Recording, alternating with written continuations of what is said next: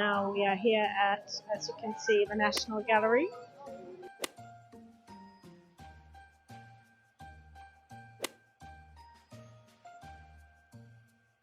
And there's another little Christmas market here.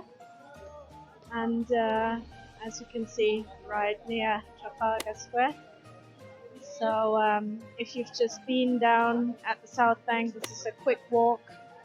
And again, you can enjoy some lovely treats and Christmas goodies.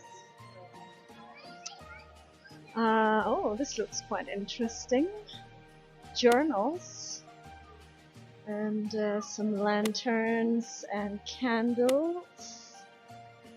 Always good gifts. Can't go wrong with that.